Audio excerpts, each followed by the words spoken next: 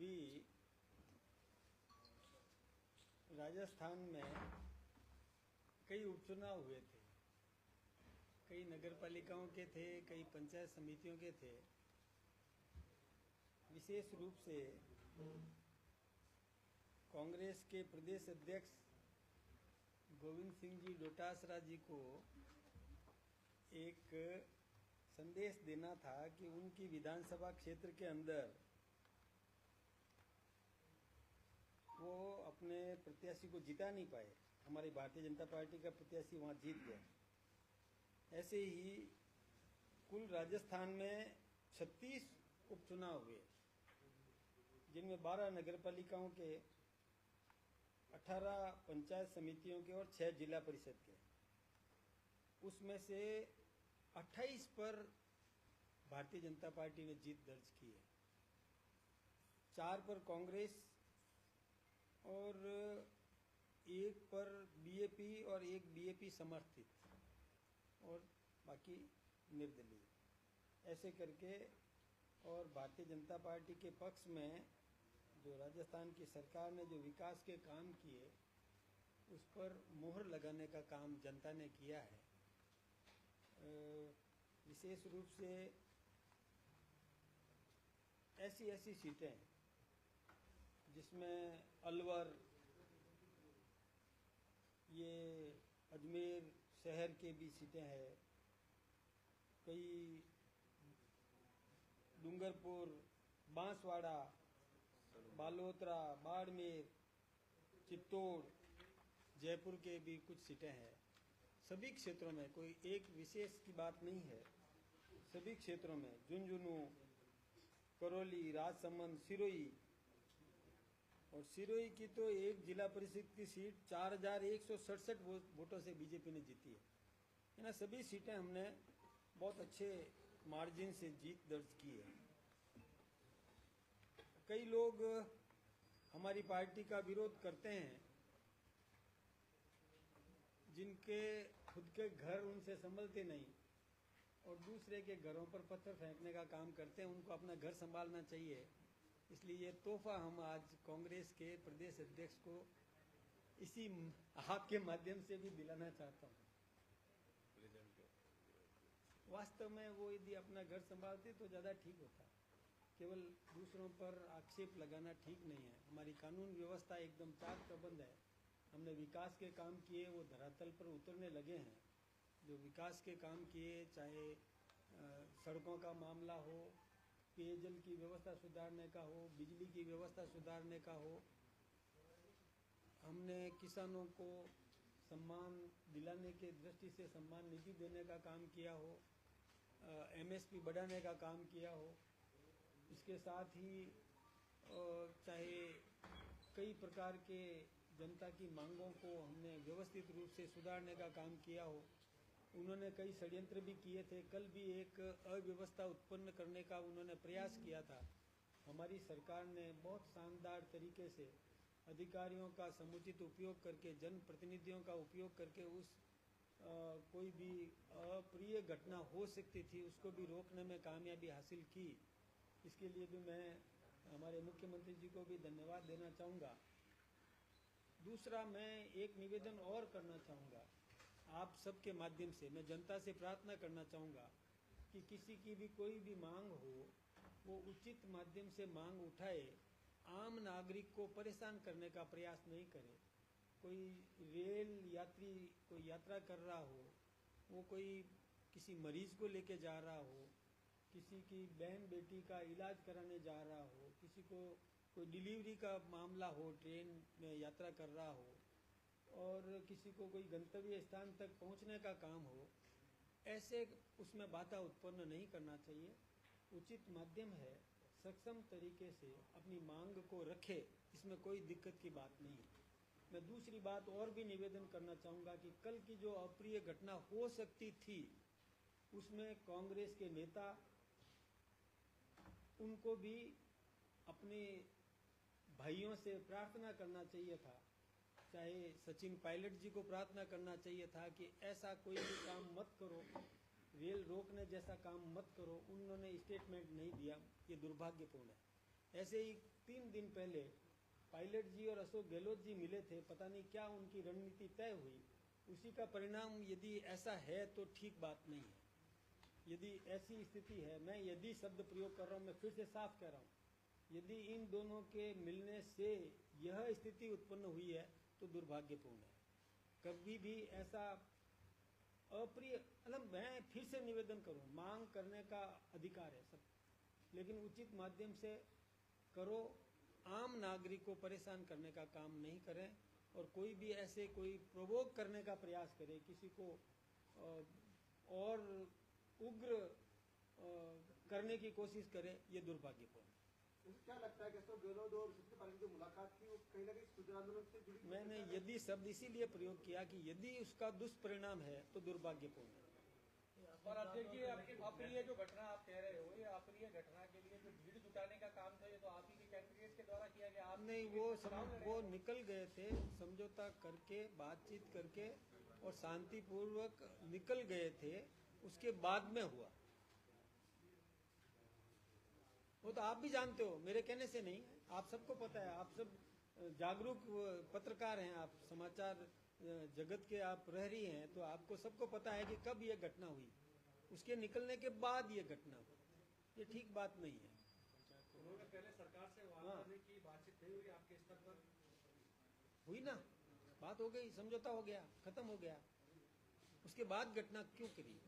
उसके बाद ये कोई भी घटनाक्रम हुआ ना, ये मैं सोचता हूँ कि यदि ऐसा है तो मैंने यदि शब्द इसीलिए प्रयोग किया। पर भीड़ इकट्ठी की गई तो क्या उसमें आपको पूछा गया था क्या? नहीं, मेरे से नहीं, पार्टी से पूछा गया हो? नहीं, मेरे से नहीं पूछा गया, और ना हम कभी भी, हमारा फिर साफ कहना है, किसी को मांग उठानी है तो विधानसभा के यहाँ पर उठावे, सक्षम स्थान पर उठावे, मतलब अकारण निर्दोष लोगों को परेशान नहीं करे, हमारा बहुत स्पष्ट रूप से कहना है।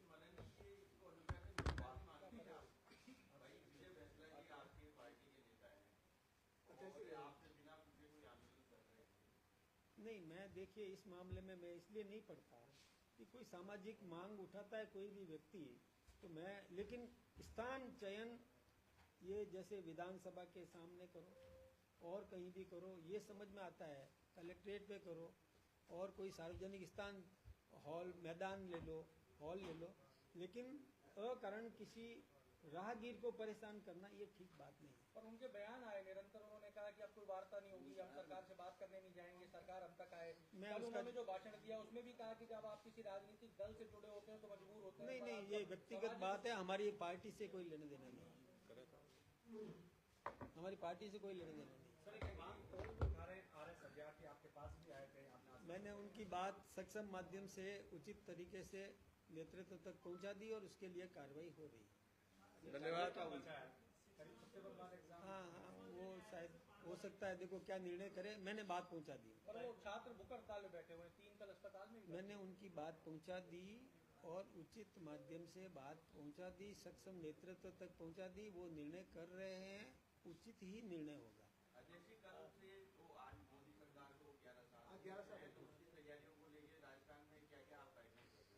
देखिए, हिंदुस्तान में 2014 से पहले का भारत और 2014 के बाद के भारत का परिवर्तन हमारा मीडिया भी देख रहा है, आम नागरिक भी देख रहा है, कितने प्लेटफॉर्म्स बने नए, कितनी सफाई हुई, ट्रेनों का कितना विस्तार हुआ, वंदे भारत जैसी ट्रेनें आई, तो ट्रेनों का समय निर्धारण, सही समय पर ट्रेनें चल रही है, वायु सेवाओं में विस्तार हुआ, सड़कों का सुदृढ़ीकरण हुआ, औद्योगिक विकास हुआ, देश की प्रतिभाएं जो पहले पलायन करती थी, बाहर जाती थी, अब उन प्रतिभाओं का यही उपयोग हो रहा है। हमने चंद्रमा पर झंडा गाड़ दिया, हमने, और हमारे देश के प्रधानमंत्री को दुनिया के 40 से अधिक देशों ने अपने देश का सर्वोच्च सम्मान दे दिया, आम नागरिक का जीवन स्तर ऊंचा उठाने का काम किया, MSP हमने बढ़ाई, मिनिमम सपोर्ट प्राइस बढ़ाया, किसानों को सम्मान निधि देने का काम किया, रोजगार देने का काम किया,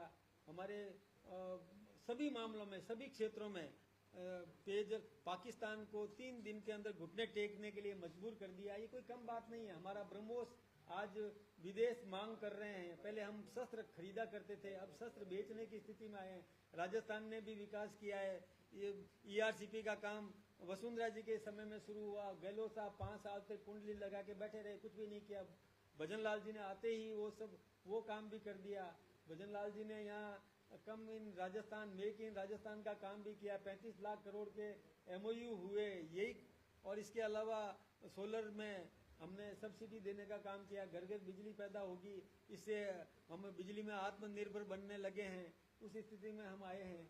हमने इतनी नौकरियां, जो कैलेंडर्स जारी कर दिए, टाइम बाउंड प्रोग्राम दे दिया, ये सब काम भजन लाल जी की सरकार ने किए हैं। भजन लाल जी की सरकार ने भी रोड्स बनवाए हैं, डैम्स का सुदृढ़ीकरण करने का काम किया है, नहरों का सुदृढ़ीकरण कर रहे हैं। ये सब काम कर ही रहे हैं। पेपर लीक के माफियाओं को गिरफ्तार किया है। ये सब कितने काम हमने बताए। कानून व्यवस्था में सुधार किया है, अपराधियों को पकड़ा है। पहले पुलिस मार खा के आती थी, अब पुलिस सक्षम हुई है। कितने हमने स्कूटी दे दी बच्चियों को, कितने एम्बुलेंस दे दिए, कितने वाहनों से सुदृढ़ कर दिया पुलिस को। ये सब काम जनता देख रही है ना। ये सब काम आप मुझसे गिनाना चाहोगे तो 2 दिन लगेंगे, मैं गिनाता रहूंगा। देखिए मित्रों, आज की बाइट थी, आज की बाइट चुनाव में बाहरी राजस्थान के अंदर भारतीय जनता पार्टी के जीत के विषय पे थी। इस विषय में आपका कोई प्रश्न हो तो कृपया पूछिए, बाकी विषय कल पूछेंगे, कल डिस्कस करेंगे। इस विषय में कोई हो तो आपकी बात रखिए। षड्यंत्र हो सकता है कल जो घटना हुई। मैंने तो यदि शब्द प्रयोग किया। यदि ये है तो दुर्भाग्यपूर्ण है। आप तो उसमें विधायक रहे। पहली जो गुजर आंदोलन हुआ उस वक्त भी बात आई थी कि षड्यंत्र हुआ था। आपने बहुत ठीक सवाल किया। ये केवल हमारे समय में ही क्यों होता है? वसुंधरा जी का शासन था तभी आंदोलन उग्र हुआ। कांग्रेस के समय में शांति बैठे रहे, फिर वसुंधरा जी सरकार आई, फिर चालू हो गया। कांग्रेस का शासन आया, फिर चुप रहे। अभी हमारा फिर सरकार आ गई, फिर चालू हो गया। ये प्रायोजित है। ठीक है। राहुल गांधी ने ट्वीट किया है, उन्होंने कहा मोदी सरकार के 11 साल बराबर, ना जवाबदेही ना बदलाव, सिर्फ प्रचार। देखिए राहुल जी क्या क्या बोलते हैं, अब मैं जवाब दूं तो ठीक नहीं रहेगा। रिजल्ट से पता मैं आपको एक बात बता दूं कि राहुल जी को ये मैंने जो जितने काम गिनाए वो काम उनको क्यों नहीं दिख रहे हैं? जो मैंने अभी आपके सामने इतने काम गिना दिए, वो काम तो जनता को दिख रहे हैं, उनको क्यों नहीं दिख रहे हैं? उनको या तो देखो चश्मा चेंज करना पड़ेगा या नजरिया बदलना पड़ेगा। काम देखना चाहिए, घाव दुश्मन के भी सराहना चाहिए। मैं फिर बताता हूँ, फिर निवेदन करूँ, घाव तो दुश्मन के भी सराहना चाहिए। ये तो देखो तो सही, काम हुआ है, धरातल पर काम हुआ है। राहुल जी ने अपनी सरकार के और उस एजेंडे को ऐसे फाड़ के फेंक दिया था। ध्यान है ना? तो वो क्या क्या कर लेते हैं, अब मैं तो क्या जवाब दूं उनका। विजय माल्या ने कहा है कि वो भारत छोड़ने से पहले former finance minister Arun Jaitley से मिले थे। उन्होंने कहा था कि बैंकों के साथ देखिए विजय माल्या जी क्या बोलते हैं तो उसका जवाब मदन राठौड़ कैसे देगा? नहीं, आप राज्यसभा सांसद से संबंधित तो सवाल आपका है नहीं। काम गिनाए, फिर भी सवाल उठ रहा है कि पानी और बिजली को लेकर ट्राई क्यों? देखिए पानी के मामले में हमने व्यवस्था की है।